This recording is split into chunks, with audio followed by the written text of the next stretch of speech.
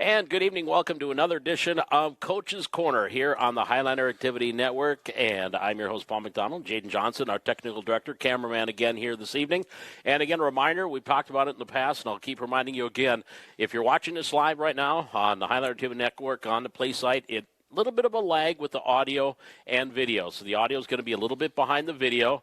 But when you get a chance to watch it on YouTube later on, everything will be in sync, and it'll be all perfectly synchronized. So, again, right now, a little bit of a lag, but you will get it back synchronized when you watch it on YouTube later on. Well, we are going to wrap up the basketball season wrapped up here for the Highlanders last weekend, and we are talking with girls head coach Jimmy Howard. Coach, how you doing? Good. Good. I've got, I like your attire. You picked the right shirt to wear. I got the country club look going here because it's snowball week, and that's the theme for tomorrow, country club versus country western or something, so I went the country club look. Last week, on Saturday, the playing game with Wahpeton, and you and I were just talking about this. I've talked to some of the girls about it and a couple of parents. A loss, yes, but what an atmosphere for a high school basketball game. It was just a great game from opening tip to the final horn. Oh, it was incredible. I don't know if I've been in an atmosphere like that since been coaching here. And like I said, the other thing I can kind of remember is when we beat Davies here over Christmas break by one a few years ago. That was kind of comparable to the feeling, but it was a great atmosphere. I thought the girls played extremely hard. They left it all out on the floor. And in the end, we didn't shoot free throws particularly well that night or the three-point shot, and I think that was kind of our undoing. And again, in this one, there was a couple of runs. They got off to a good start, I think 20-8, but you guys battled back. It was 31-28 at one time in the first half. But the big run that for you guys that I really was impressed with was 47-34 early on in the second half.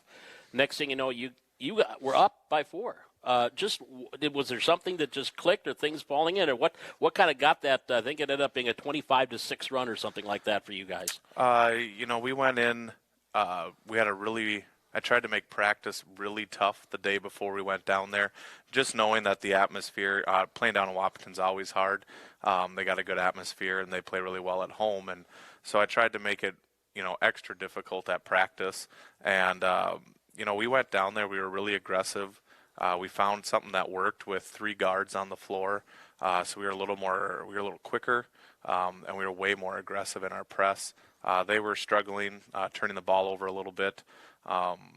And Greta Govan being a guard, but yet being 5'10" and long, she really caused some problems throughout that. And then we were able to kind of change our rotation with our 2 post players. And so we really found that to work. And we were aggressive. We were attacking downhill. And I think during that run we hit a couple threes, which, like I said, we didn't shoot particularly well, but we had hit some of those, so that helps. And, we had gotten some momentum, and, the atmosphere and the kids it was an awesome run. And I think we found something that we kind of want to hang our hat on going forward with the athletes we have coming up. So it's exciting. And, of course, Scott Woods, just a freshman, so you're going to have sleepless nights for the next 3 years with her. But she had 30 points, and she's hitting a lot of stuff inside. What kind of a ball player that you've seen out of her for, I think, 2 years now? I think she played a little bit as an 8th grader. Yeah, last year you could definitely tell that she was new to the varsity level, and she made a lot of mistakes. This year, she's still a freshman, and she'll make some of those mistakes, but she gets going downhill. She's so tough. She's solid when she attacks the hoop. She doesn't get pushed off of her route very easily. And she's good at absorbing contact and still going up and finishing. So, she's a post player with some quickness. And we didn't have an answer when she wanted to go downhill. We couldn't find one that worked for us. So she's going to be, extremely difficult. I know she's in the gym all the time, so she's going to continue to improve. And, we're going to have to figure out a way to slow her down. back to the Highliners, it looked like you had a good inside out as well. I know Brooks did well down below, but I know Tess Olson hitting on the outside. It just looked like you had a nice mix with your inside game and the outside game. Yeah, we had good ball movement for the most part during the game. A few times got a little stagnant, but our guards were really in attack mode downhill. Like I said, we didn't hit very many outside shots, but our guards were able to really attack, and they were able to get our post good touches. And during that run that you mentioned in the second half, there was a few times where they started. It was like two people were thinking they needed to double team a post, or they both had them, and we were able to hit the other post on the backside, and our guards are really looking inside for some of those easy baskets. And, Tessa's really come into her own beginning of the season. I think, a little bit of it was figuring out her new role, but she really got into attack mode. And, sometimes she pulls up for jumpers, and I'm like, but then realize, she's left-handed, and so when she's driving that way, she just naturally gets right into that shot, and she's long enough, because sometimes she's pulling up and you're like, oh boy, and then you realize she's long enough to get that shot up over the top. And her baseline drive on the left side, that pull up on the short corner, she's just gotten so much better at that this year. So I'm excited to see her continue to grow. I know I was talking to a couple kids, and I think she was already in the gym yesterday, so I'm just excited to see her continue to grow, along with the other players. Drew Potrot's continuing to grow with her three-point shot, and hopefully being able to become a little more consistent for us. And Greta Govan got a lot of experience this year, and she played really well in that last game, so I'm hoping that builds. And I'm kind of excited to see her growth as well. So it'll be interesting. Well, we talk about the players coming back. How about the two that aren't going to be coming back, and Dylan Deagle and Payton Peterson, and what they've meant to your program? Start with Dylan, 2-year starter. As a sophomore, she came off the bench for us. Three-point shooter was kind of her game, be able to extend or open up the court inside for Brooke and Peyton and Lindsay at the time. And she filled that role really well. She's always working when she's at practice, wanting to get better. And then she really improved on the defensive end and continued through her senior year. I know she didn't shoot it as well as she wanted to this year, but, she didn't let that affect her on the defensive end. And, some of her leadership qualities and stuff we're going to miss, her vocal leadership. On Payton Peterson, 3-year starter. One, we're going to miss her length. But both her and Dylan, they understand basketball. And so, we'll be missing some of that, just knowing where to be and trying to make the right plays and kind of knowing where the right plays are supposed to be made. Peyton was she was a post for us, or a forward, but we had her playing on the perimeter in defensive situations because she's so long. We're going to miss her rebounding. She's a good rebounder. But her length, just to cause problems at that forward position where we could put her on the perimeter and some of our stuff for trapping. She could play up in those guard spots a little bit. And then the versatility to also drop and play in that post position. That's going to be something that we really miss. And she had really improved her free throw shooting this year and, became much more reliable there. And, we'll miss being able to give her a hard time using up all her fouls. But she's just a scrappy player, and once again, her leadership and just their overall knowledge of the game will be missed. Well, a lot to build on, though. Yes. Lot to build on, a lot of positives that this team took away from this season, and you're right. It's going to be fun to see the growth. So what do they got to do now really coaches say just get in the gym, in the parking lot or wherever you can see a basket. Have you got a ball? Ball handling for a lot of them. We got to become better ball handlers, feeling okay with pressure. Shooting is big. We got to become more consistent, especially at the free throw line. But our perimeter players need to become more consistent three-point shooters so that we can open that court up for a Brooke or a Carly, even Faith Peterson probably playing a little bit inside next year as well. But we've got a lot of speed coming back, and quickness. And so we look at also what's coming up, and we've had length for a long time. And, with our 8th grade group going to be freshmen, there's not a lot of height, but there's a lot of speed. There's some length. And so what's going to benefit us going forward? And so the kids really enjoyed playing the way we did against Wahpeton at the end of the season. And so I think, we're going to try to implement that a lot more, which also gets more kids on the court because you can't play as many minutes in a row if you're playing up-tempo like that. So huge with the shooting, ball handling, and then just in practices, open gyms, summer league, just putting them in situations where they have to work on their decision-making a little bit. And, if you get done with the season and usually, you're kind of like burnt out a little bit. It's long, and this year with all the reschedules, and having a Wednesday game, that was a little different. But I told my wife when we got home from Wahpeton, I said, man, if I was feeling run down at all from that game is totally rejuvenated. Like, I'm already ready to get rolling for next season. So, I'm excited, and I think the girls are too. I know they need a break, but I think they're kind of excited just the way it ended with how we were playing, and they're excited, I think, with what we're thinking of going forward. Well, Coach, I appreciate it. It was just we don't care about the wins or losses. It was fun to watch this team, especially, like you said, at the end. I mean, even the 2 games at Wahpeton a couple weeks ago and then the one on Saturday, some great high school basketball. We know there's a lot of good things coming. I've seen a lot of the junior high kids and the younger kids coming up.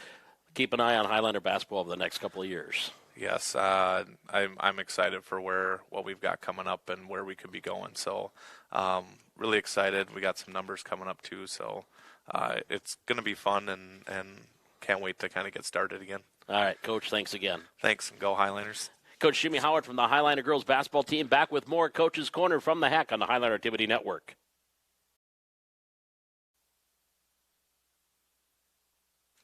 Back here on the Highlander Activity Network and our Coach's Corner. And again, a reminder, if you are watching this live here on PlaySite, you got that lag going on. The video is a little bit ahead of the audio. And it is so little technical problems live, but you watch it on YouTube later on. Everything will be synced up, and it will be perfect. So you just got to deal with it a little bit here watching us live. But again, don't adjust your set, don't adjust your computer, don't adjust anything. Just watch it again a little later on YouTube, and everything will be synced up. Well, as we mentioned, wrapped up the basketball season here last weekend, and now talking with head coach Alex Quist from the Highlander boys. Coach, how you doing? I'm doing well. How are you? Very well indeed. I didn't mention this to Jimmy, but hard to believe the season is it's already March and the season's done. Yeah, the snow is, I was going to say starting to melt a little bit. There are spots out there, but it looks like we're about to get some more snow anyways. So. Well, Friday or Saturday, the playing game with Fargo North, and North's an up-and-coming team. They've got a lot of youth, and they're an up-and-coming basketball team. But just looking back, just your overall thoughts on the game on Saturday against Fargo North in that playing game.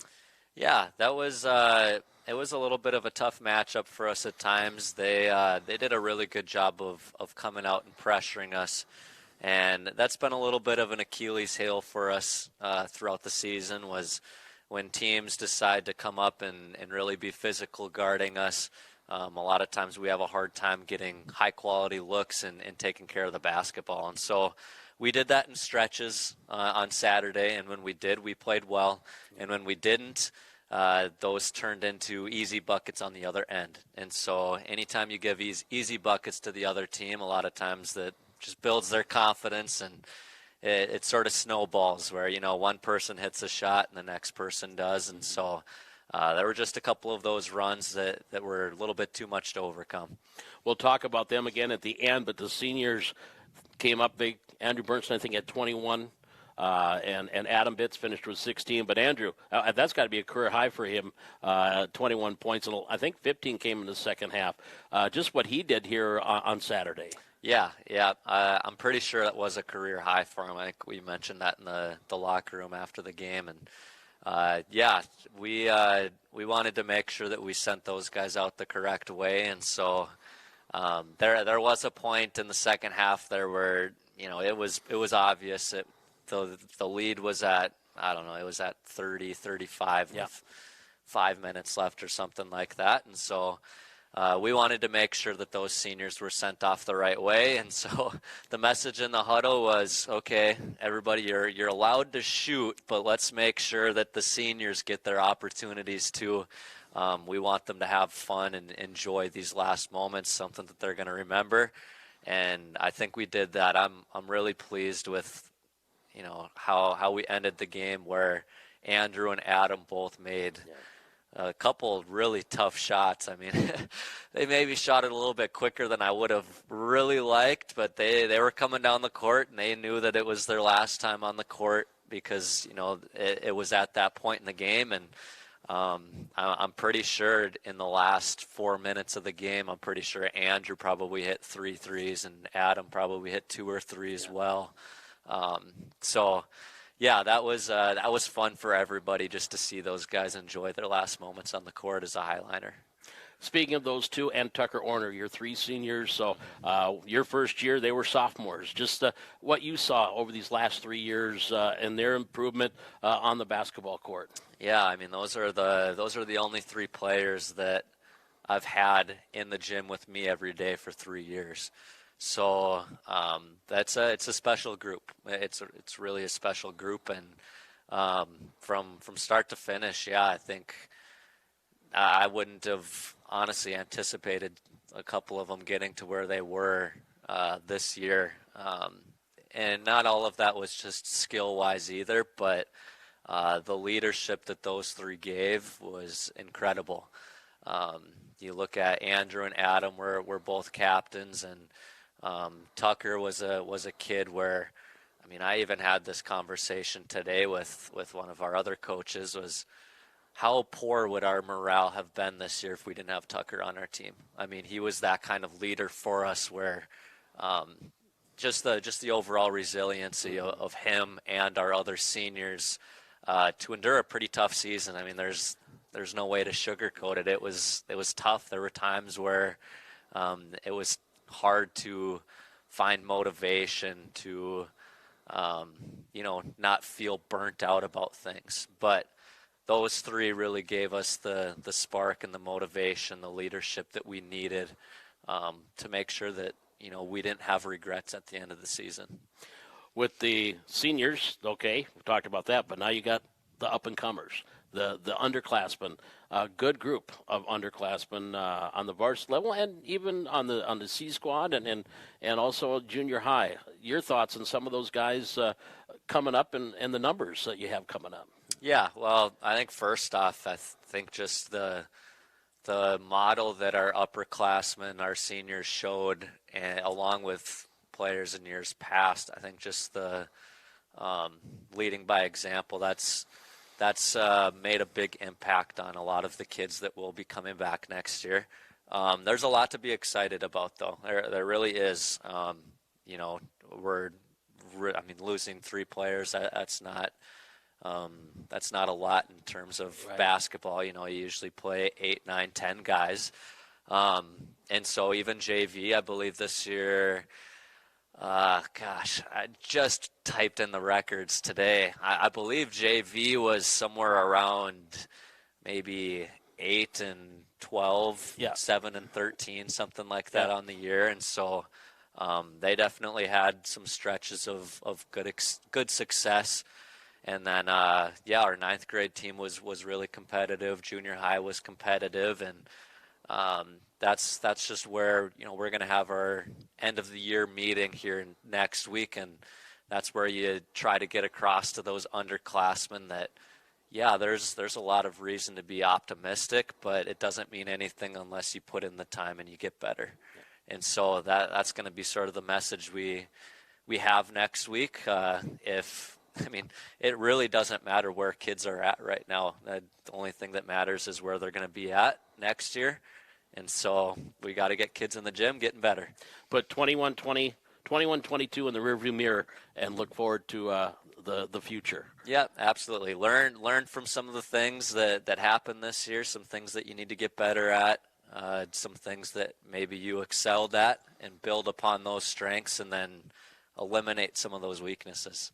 All right. Well, Coach, I do appreciate you stopping by as usual. Been a fun year. We'll talk to you down the road. Absolutely. Thanks, Paul. You bet. Coach Alex Quist from the Valley City Highlander boys basketball. We'll be back with more of Coach's Corner coming up next.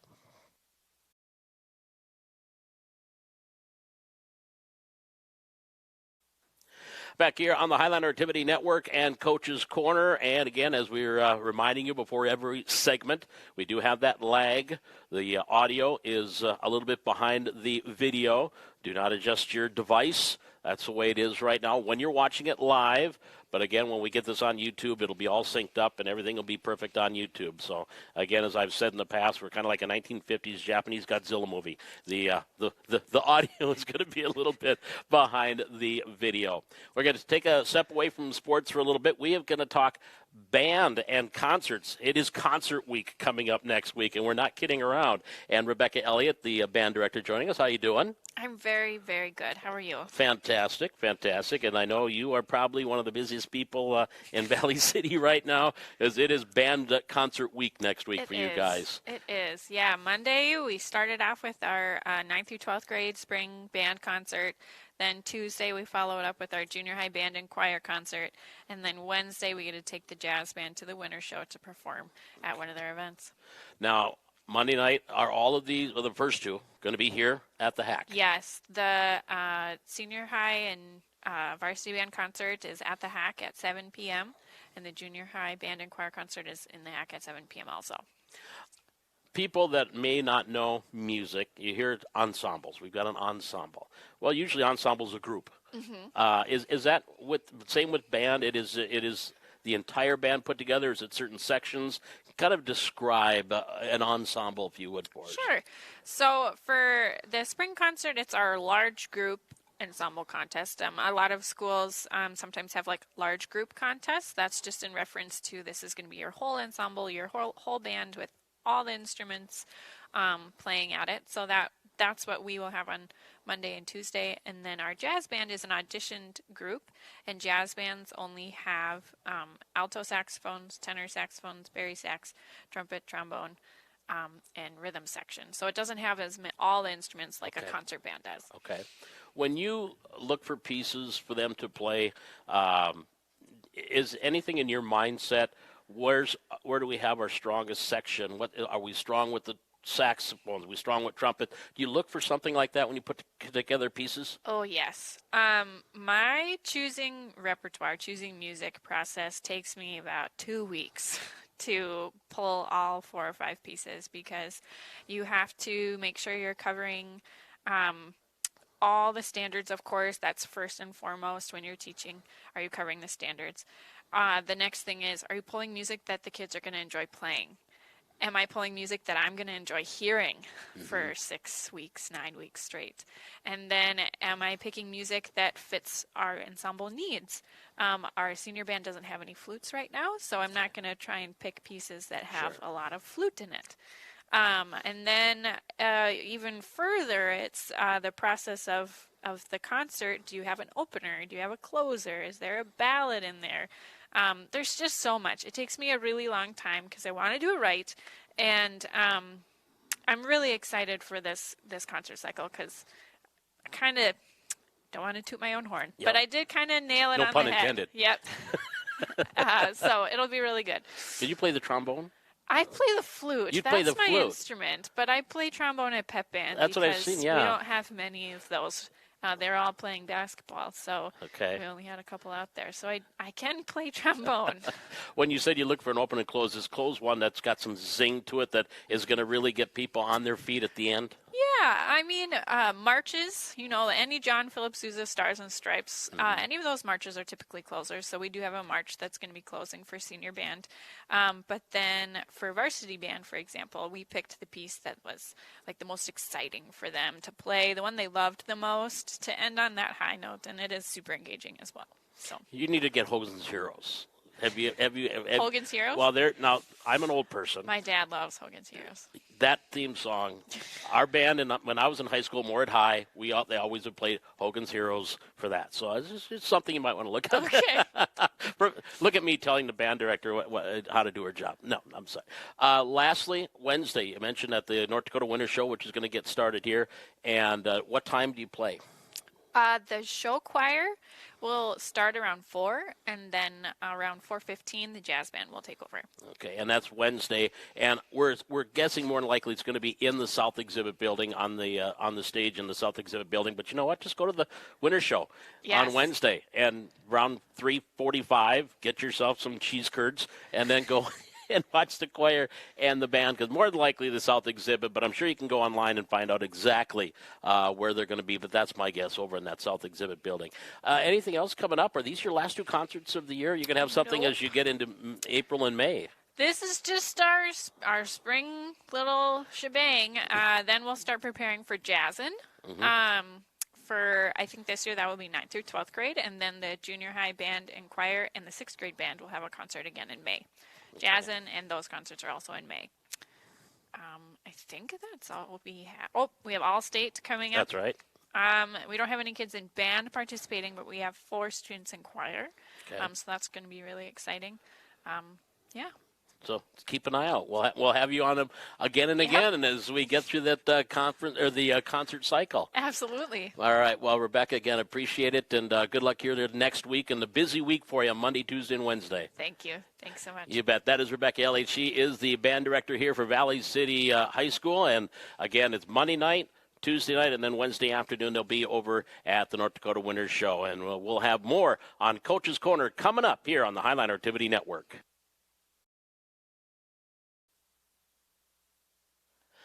Back here on the Highliner Activity Network and our Coach's Corner. And again, another gentle reminder, there is that lag if you're watching this live on playsite.com and on the Highliner Activity Network, the audio a little bit behind the video.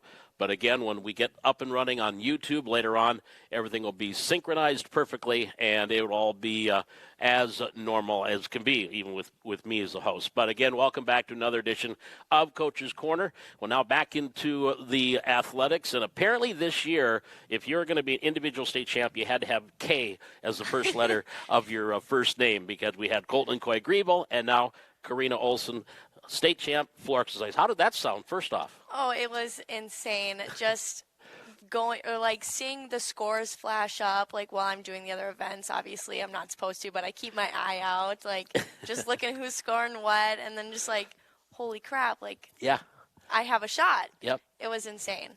It was that, I was just going to ask that, you know, when you're watching it and you're seeing the other girls go, when you finally knew that you were going to be number one, what was going through your mind? It's honestly, individual day is a hard event, or a hard day in general, just because you don't even get a full 24 hours of rest.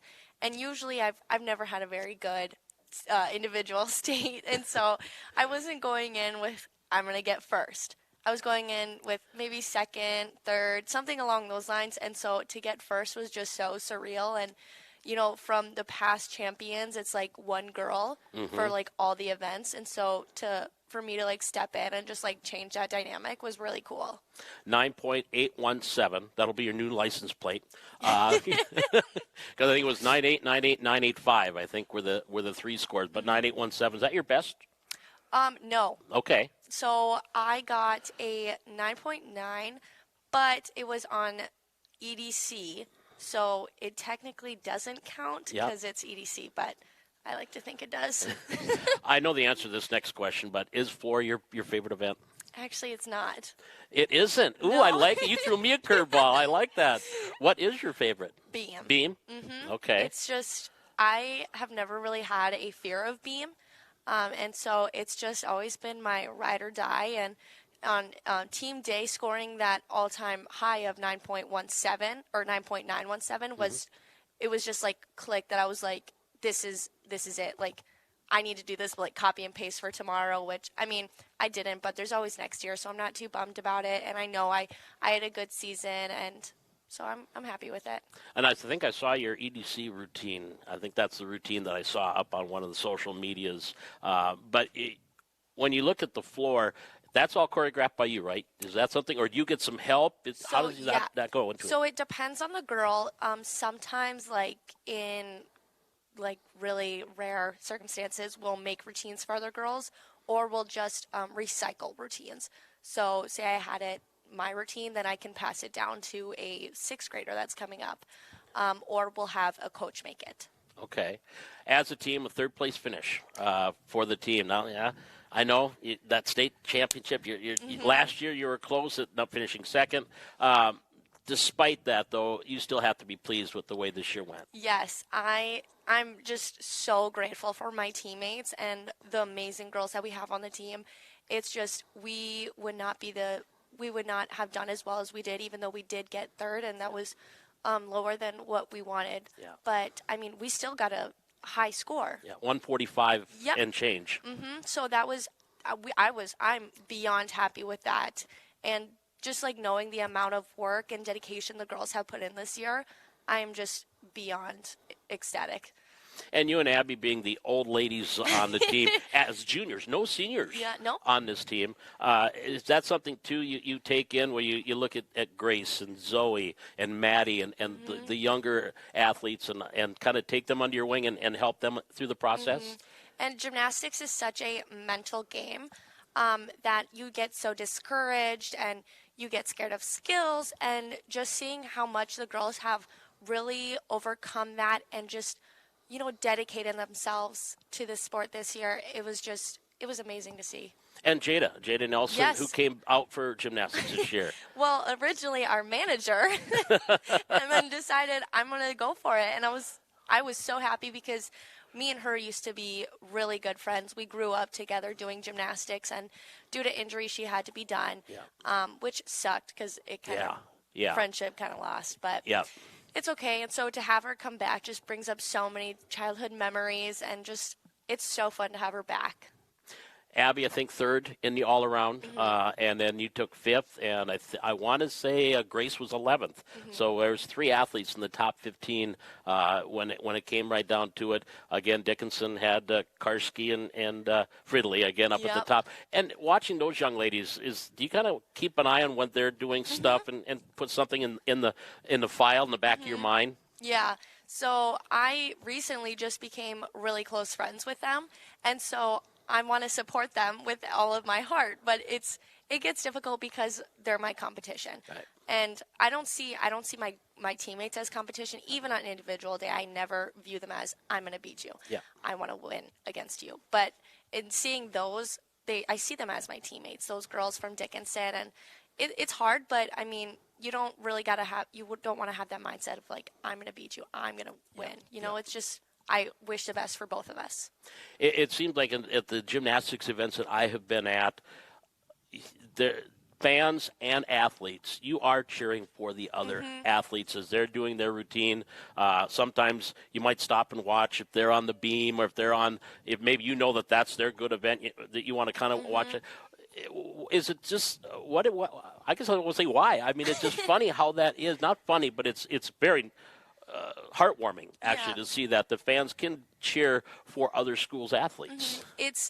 I think it's because we all know that gymnastics is so physically and mentally draining that when you go to see new teams and you want to support them and you want to become friends with them so you can talk about gymnastics because you all have that in common. Yeah. So, and it's just, I have so many friends from Grand Forks, Fargo, Jamestown, all of the teams, and it's just so fun because you got supporters from all over the state. Final question for you. Have you already getting ready for next year? Actually. Are you taking a break? Well, I'm taking this week off because track season starts That's now. right. I was going to ask about that. Yeah, so that'll be fun. But this year I'm going to be dual sporting gymnastics and track, even though we don't have any gymnastics meets. Right. But you practice year round. So I'm going to try to be doing track and gymnastics at the same time. And running events, I'm assuming, in track. What are you going to be specializing in? Anything in particular? I do long jump as well. 300 hurdles. You laugh. Well, Well, last year at EDC, it was my second or third time running them just for funny. And I was about to win and qualify for state, and I fell in the last hurdle. I thought you were supposed to have good balance. Come on. I know. And so it's just a funny joke in our school and my family that I got to do 300 hurdles. Well, and track season's already underway. I think Monday was first day of practice, and I know there's some indoor meets that are scheduled with NDSU and Concordia too. They're off the top of my head. So you kind of ready to, after this week, taking some time off to get into that outdoor stuff and the track again? Yeah, I got my gymnastics sweatshirt on, and then I got my track shirt on. So you're ready. So I'm ready. I'm in the mindset. I love it. Well, again, Karina, congratulations. State champ, and didn't get a chance to mention this, first time that Valley City has ever had a state champ in an individual event, correct? Yes. How does that feel? That was cool. That was really cool to finally get some recognition for gymnastics, because I feel like we sometimes get pushed under the bus, but now we got to strut our stuff now. And last year, that second place finish was, I think, the best in a lot of years for a Valley City gymnastics team. And this year, third by about a half a point or so behind Jamestown. Yeah. And about 3.5 behind Dickinson. Again, the Evil Empire. No, I'm kidding. We like Dickinson. Yes. We do. It's just it's actually one of those programs you kind of model yourself after, or like to model yourself after. But a lot of good things. No seniors on this team, so we'll see what 2022-2023 has in store for us. Get over that hurdle. I'll try. And we'll see you during some track meets this year. Sounds good. Karina, thanks much. Yes. Karina Olson, again, floor exercise, a 9.817 state champ in the floor at the 2022 Girls Gymnastics State Competition, which was held last weekend in Dickinson. We'll be back and wrap things up here on Coach's Corner on the Highliner Activity Network.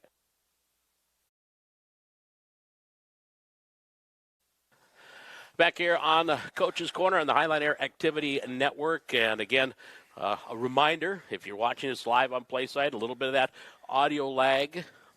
The audio a little bit behind video, but once you watch it tomorrow live on YouTube, it'll be perfect. So watching it live tonight, a little bit of a lag between that audio and video. Well, we just got done talking to a state champ, Karina Olson, from the gymnastics team.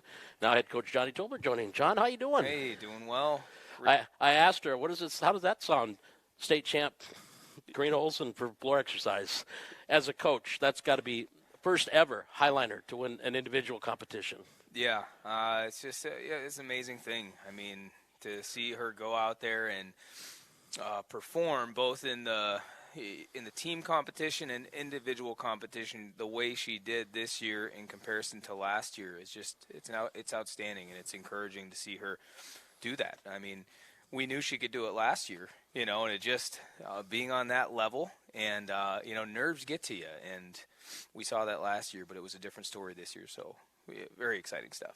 9.817 was her score, and I asked our cameraman's I waved to our cameraman. He's heading out the door. But I asked her about that being her favorite event, and surprisingly, she said no. She likes the beam, which is interesting. Yeah, well, she scored a 9.9 the night before, right? So you can see how that might be the case. So. She loves beam. She's amazing on beam. I mean, the things that she's doing already are nearly college ready. So it's like, no surprise there. Boy, if she would have hit the beam routine on individual day, she would have been the state champ on beam, without a doubt. So, yeah. And on the team competition on Friday, taking third behind Dickinson and Jamestown, 145.25 or something along those lines, about a half a point below last year. Obviously, winning the state championship is the goal of not only yourself but these young ladies as well. Would you say disappointing or still just a little? How would you describe it? Just not coming out the way you felt. Yeah, that's a good question. Boy, disappointing is probably not the way I want to word it. Just as I reflect back and look at what we did, I just think that, there was a lot of things that we could have done better in the beginning of the season and throughout the season, both coaches and athletes, that would have put us in better position. I still think that if we go out and hit, and given what Dickinson did, I think we've got a chance at it, right? We're counting a lot of falls, and there's some things that just weren't there. So, yeah, disappointed? No, not at all. I'm very happy with the way that we finished the season. We had a bunch of season highs, for all our gymnasts. So that's exciting, and ending on an encouraging note. We can just take note going forward, what things we can do to improve upon as athletes and as coaches for next year. So there you go. Abby took third in the all-around, and Karina took fifth, and Grace took 11th as far as the top three highliners. Would you say, too, Abby doing what Abby does and had a successful state tournament? Oh, yeah, absolutely. I mean, that was our goal, and she met her goal. She hit it. Beginning of the season, we said it's going to need to be a 38, and she went out and did it. So, I mean, that was awesome to see that. Unfortunately, you could score a 38 at this year's state tournament and end up in fifth place. So, yeah. I mean, there was the potential for 5 or 6 girls to be at a 38 and yet only have one state champ, and that's unusual. We didn't get it. That's a bummer, but boy, it's exciting to see what kind of level of competition we have in the state of North Dakota. I mean, we're doing big stuff. We're looking like what Minnesota is looking like. We're a little bit behind, and we don't have the population, but boy, we're throwing some of those big skills and putting up some of those big scores. So, awesome. So, coming back, really awesome for Abby. And it was there, We talked about it after, and she would have had to have been perfect. She would have had to stick a vault. She would have had to be perfect on floor and would have had to be perfect on bars. So, it was there, but we're happy with, her finishing with a school record and a season high, individual high, and, Karina was right there too. I mean, if she hits, she doesn't hit, she has that fallen beam, but if she hits and cleans up some other areas, she's right in it too. She can score that 38-7 and take the all around. So, yeah. The younger gymnasts, Grace Sundum, Maddie Wendell, Zoe Bierke, Jada Nelson, and just in order to have a good team score, you got to have a lot of athletes do well, and just your thoughts on the younger athletes, because we talked about Abby, Karina, the two juniors, but your other 4 or 5 did pretty well as well. Yeah, we did really well, and we're excited about what they're doing, all coming out with personal bests. We're not losing anybody, and we've got to put in the work. We've got some off season. We got other sports that we're going into and other commitments, but when we have the time, we got to be in the gym and working at, getting prep for next year. That's a year-round sport, isn't it, gymnastics? It is. I mean, it's year-round. Once you get older and to the point where you've acquired specific skills and, you're not looking to build on that, just looking to maintain, then, you can, as long as you're active, you can take some time off, And it's good. I like that some of the girls are away for track or whatever, It's good to just get them that mental, physical, and emotional break, to the point where they want to be back in the gym, right? So there's a time for that, and I think, at a younger age, yeah, you should be more committed to year-round, but where we're at now, it's okay right now for them to take a little break and then come back in and get on the grind, So, it's like there's a saying, when you get into the winter sports, there comes a time where it's going to, call back to summer and ask what you were doing, right? Yeah. So That's right. So at a point in time next year during gymnastics, winter's going to ask, summer, what were you doing?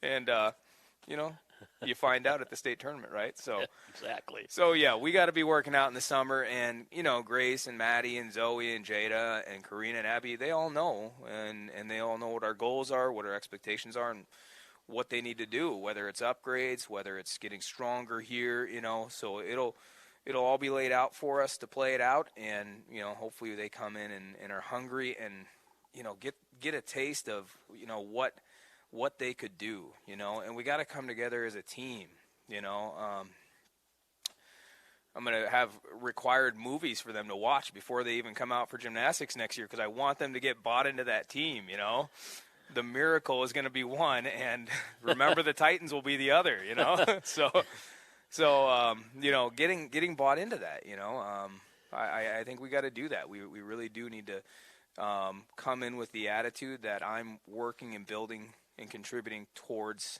a team effort, and that's where you always see good things happen, Look at the way the Golden State Warriors have played the last 7 years, and it's all because of the atmosphere that they have and the way that each player comes in and is excited to see the success of his own teammates. So, I'm not saying we're not there right now. I'm not saying there's not some of that, but I think that's a big area we want to improve on this summer, and a big area that we want to change just the way that we think and our mentality. So, yeah. Final question for you is overall with gymnastics, and you've got 100-plus kids, I think, that come to the gym, all from 3-4 years old all the way through. Is that something, too, when you look as your varsity coach, but also you're the director of our gymnastics in Valley City, is that something you look at, too, is building that foundation with the younger kids as they work their way through? Oh, for sure. We've got a lot of really fun, athletic, talented young kids that are coming up.